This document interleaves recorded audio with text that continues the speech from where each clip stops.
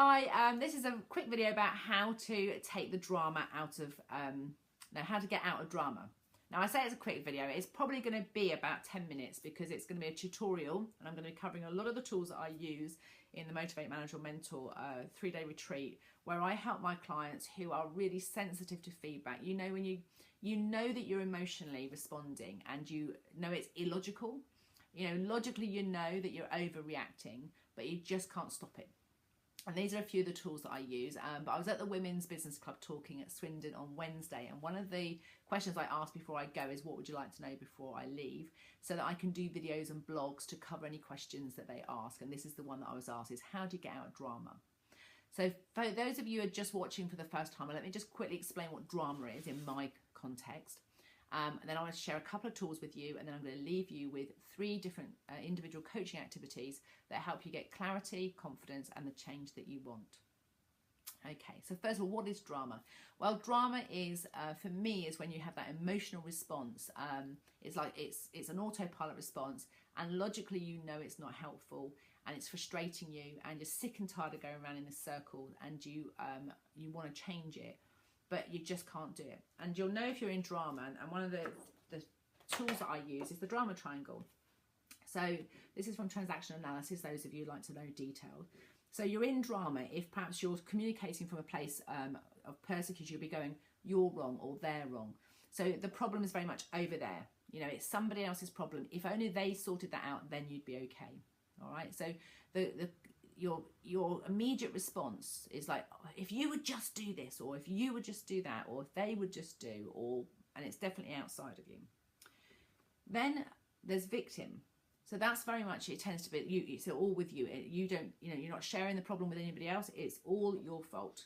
So it's like, you know, you're always the one. You might use the universal qualifiers as things like I never and I always. You know, I'm always left out. I'm never included.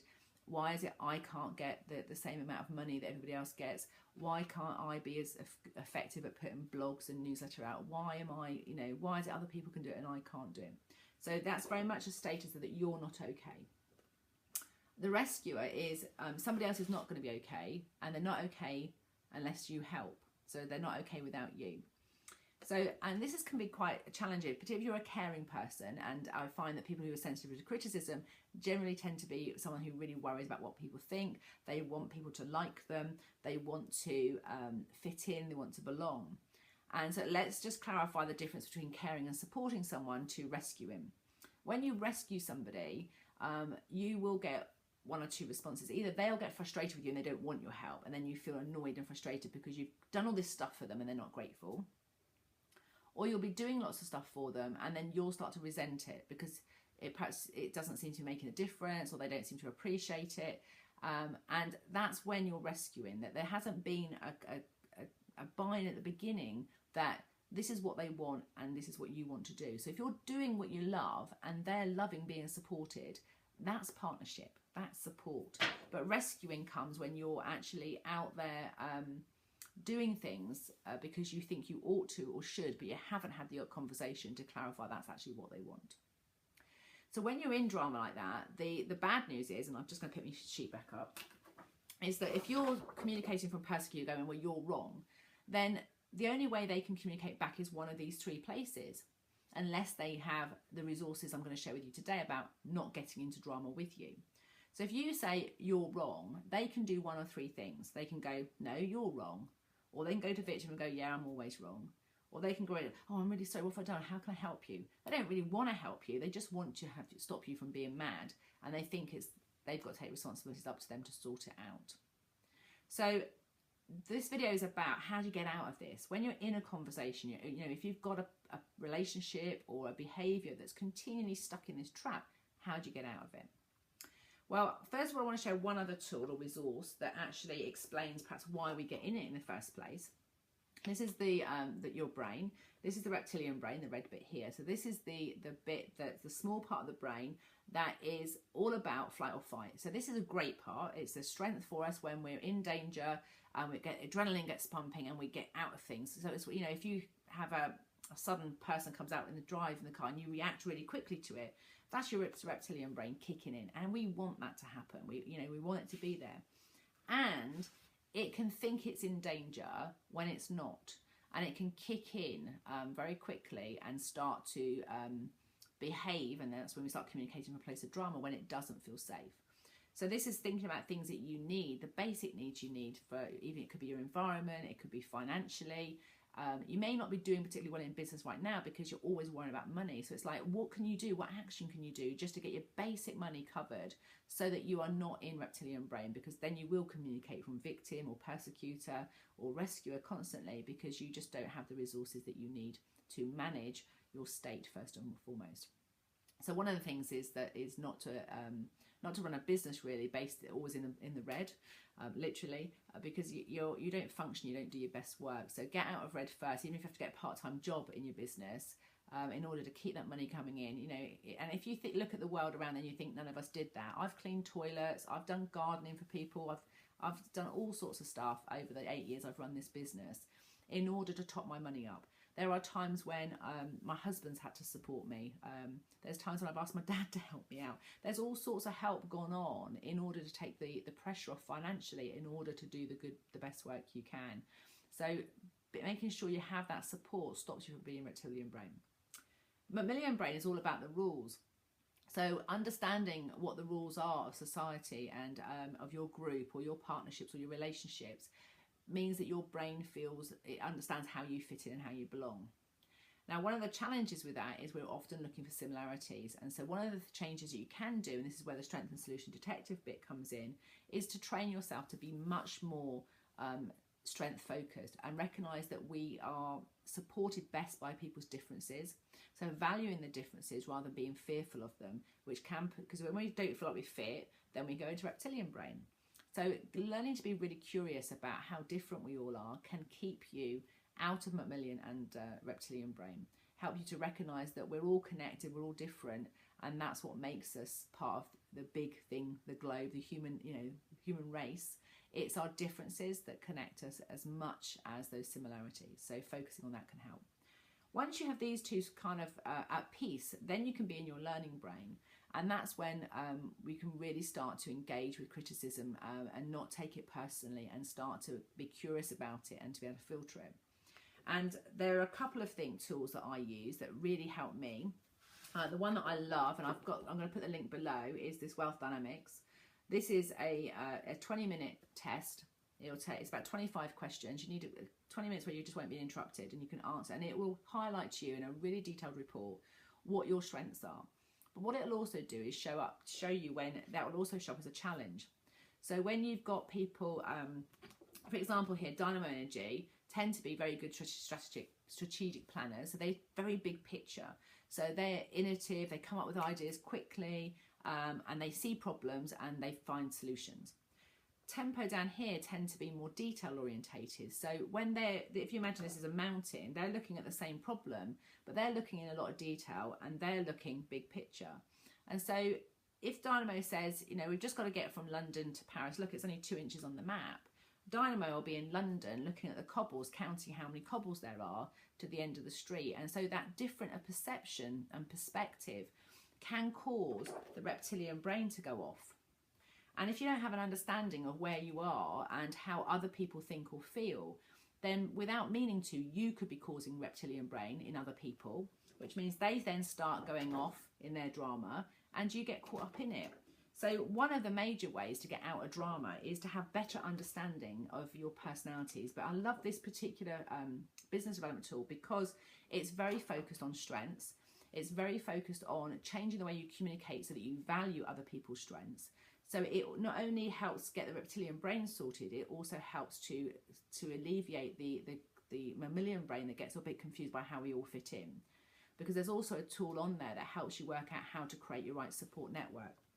So if you're a creator, you go round two, so a supporter and an accumulator, those two people would create the strongest support network for you. So not only does it tell you why you're different, but it also helps you create a very strong network that's going to support you to be able to hear, understand and value the different perceptions and different ways of looking at things.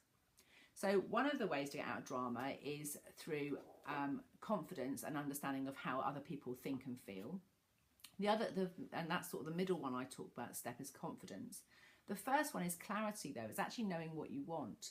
And what I find is that when you haven't taken time out to be really clear about what you want, that is when people say something, you've got nothing to calibrate it against, and then of course your reptilian brain goes off again. It's like, oh, I don't know, what do we do? I don't. Is she okay? Is she gonna be fine? Is it? And it gets in a bit of a panic, and then you get into drama and start going, feeling unsafe. And what I find people do is they don't drill down enough because they don't get into the detail of it, or they get fearful before that they can't have it. So what's the point? So my example in my own personal story is I said I wanted to be a stay-at-home mum. That was in May 2008. But I didn't look into that anymore. I just said stay-at-home mum. And then it started not feeling right. So I went, oh, I can't do this, I'm bored. So I became a working mum.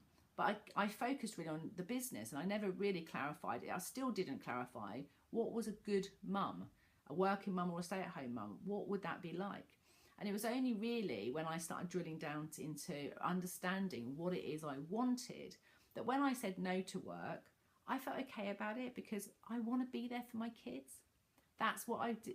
I went part-time. I set my company up because I wanted to be a good working mum. That's what I did it for. But if I don't understand what good working mum looks like, how can I then be okay about saying no? I instantly start to feel safe. I start measuring myself against other people. So number one is clarity. And the question I ask you is, what would you like to have happen? And if you write down your statement, your answer to that question, and then just notice whether you're talking about what you do want or what you don't want, and keep writing it until you can state it as a solution, as what you want. And then pick 2 or 3 words that seem that, that you're drawn to, and ask yourself, what kind of is that? Is there anything else about that?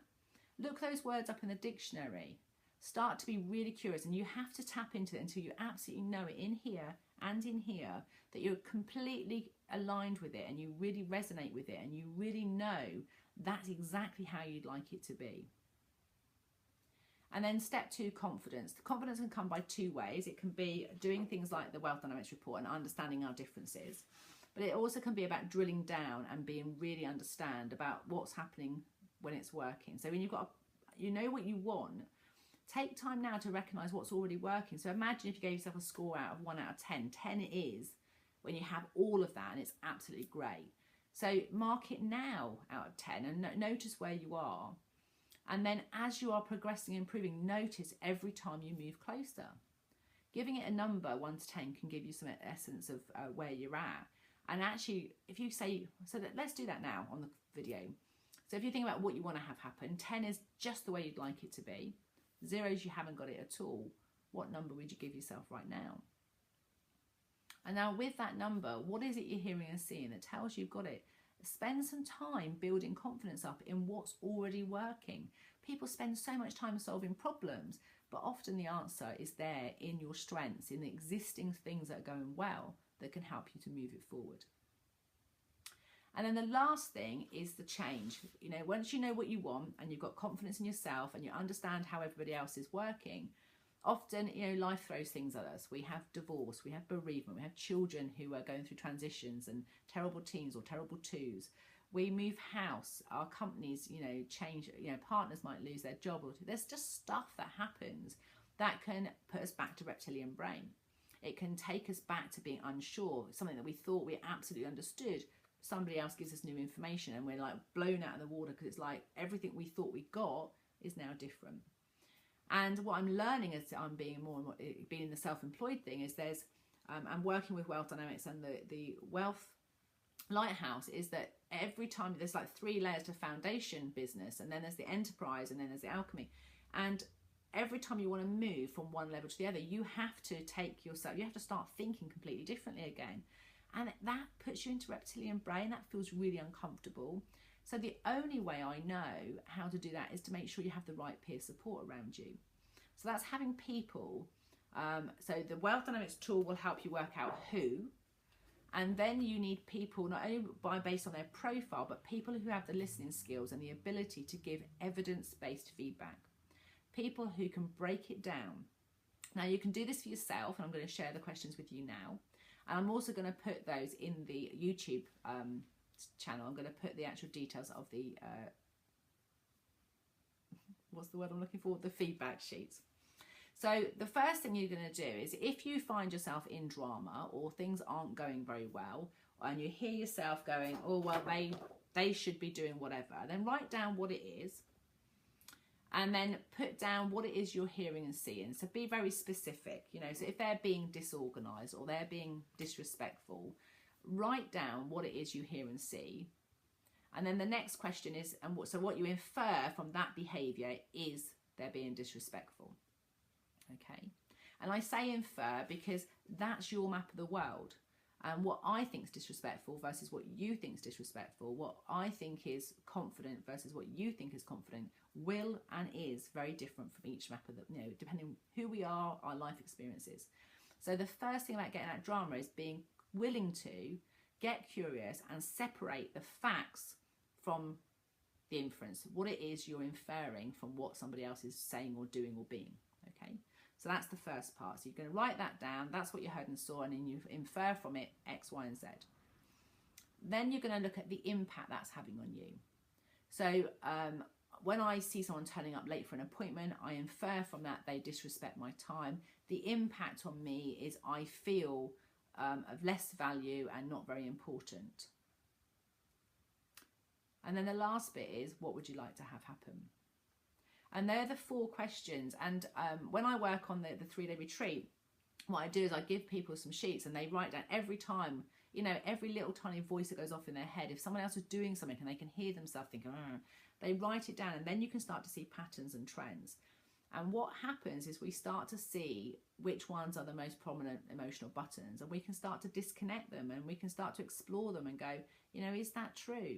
Is it really true? And then we ask somebody else from their map of the world what it's like for them, and we ask somebody else from their map of the world what it's like for them. And you start to go, oh, so, you know, who would I be without that belief, without that rule? What would happen to my mammalian brain? What would happen to my reptilian brain? And what I know is that when you can get yourself out of drama like that, you can overcome that criticism, sensitivity to criticism. Then you can ask for criticism from the right people at the right time, and you can grow. And when you can grow, so can your business. When your business can grow, you can be there, present and patient for the people that you really care about.